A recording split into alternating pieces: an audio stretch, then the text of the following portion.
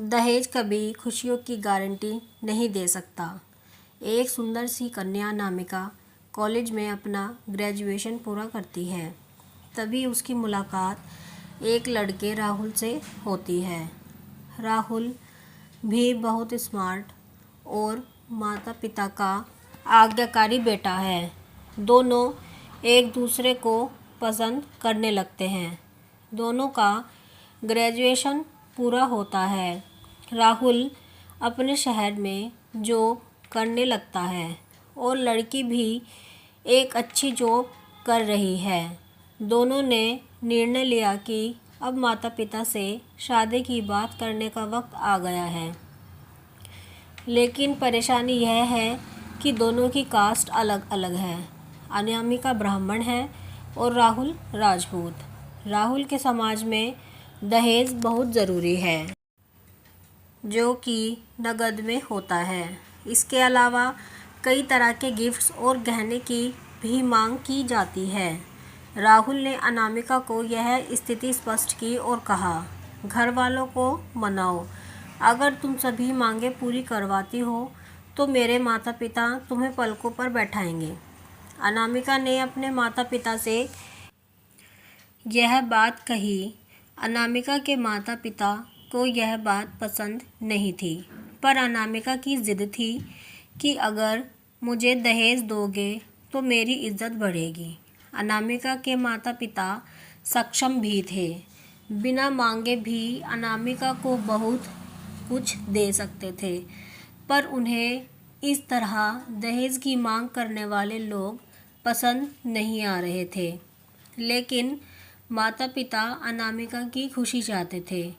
उन्हें यह डर था कि कहीं उनकी बेटी ये न सोचे कि वो अपनी बेटी को कुछ नहीं देना चाहते, इसलिए उन्होंने सभी शर्तें मानी। शादी में राहुल को कार, फ्लैट, फर्नीचर के साथ 50 लाख नकद दिए गए।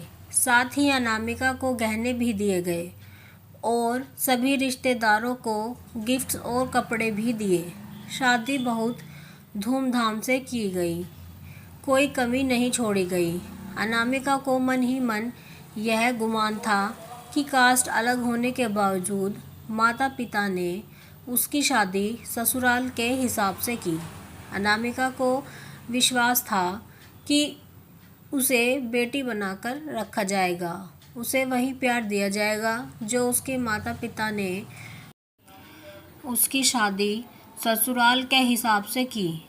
अनामिका को विश्वास था कि उसे बेटी बनाकर रखा जाएगा, उसे वही प्यार दिया जाएगा जो उसके माता पिता ने दिया, क्योंकि उसने अपने ससुराल का मान रखा है। अनामिका ने अपने घर से ससुराल विदा ली। ब्राह्मण कन्या राजपूत घर की बहू बनी। ससुराल में ज़्यादा पर्दा प्रथा थी। बहू को मनचाहा खाने तक की स्वतंत्रता नहीं थी। कितनी भी भूख क्यों न हो, घर की बहू सबके खाने के बाद ही खाना खाएगी। यहाँ तक कि उसे घर के पुरुषों के सामने बैठने तक की इजाज़त नहीं थी। अनामिका ने इस बात पर ऐतराज़ दिखाया, पर उसकी किसी ने ना सुनी। राहुल ने भी यह बोलकर मुंह फेर लिया कि यह तो परंपरा है। अनामिका को जो गुमान था वो धरा का धरा रह गया। उसे अपने माता पिता की यह बात याद आई। जब उन्होंने समझाया था तो वह उनसे बहुत लड़ी थी। उसने ससुराल में बात करने का फैसला किया। अनामिका ने अपने सास ससुर और पति से बात की, लेकिन उन्होंने नहीं सुनी और उसे बहुत बेरहमी से पीटा गया।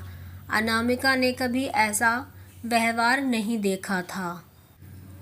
उसे जिस लाए हुए दहेज पर घमंड था वह चूर चूर हो गया था। अनामिका को माता पिता से बात करने में भी शर्म महसूस हो रही थी और इसी कश्मकश में एक दिन अनामिका ने अपने आप को ख़त्म कर दिया।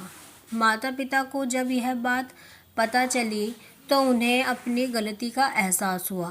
कि वक्त रहते समझा होता तो बेटी के साथ ये नहीं होता। जो लोग दहेज पर बेटे की शादी करते हैं उनकी सोच हर तरह से छोटी होती है। जो बेटे को नीलाम कर सकते हैं वो किसी और की बेटी को कैसे अपनी बेटी बना सकते थे। दहेज कभी खुशियों की चाबी नहीं बन सकता, यह बात सभी को समझनी होगी। इस दहेज प्रथा की कहानी में आपने सुना कि माता पिता ही नहीं, लड़की की सोच भी दहेज को सपोर्ट कर रही थी। कई बार लड़कियों को दहेज का गुमान हो जाता है, पर जो लोग लोभी होते हैं वो कभी अच्छे नहीं हो सकते। यह बात सबको समझने की ज़रूरत है। कहानियाँ जीवन में बहुत मायने रखती हैं। कई बार बड़ी से बड़ी डिग्री भी ज्ञान नहीं देती और एक छोटी सी कहानी जीवन बदल देती है।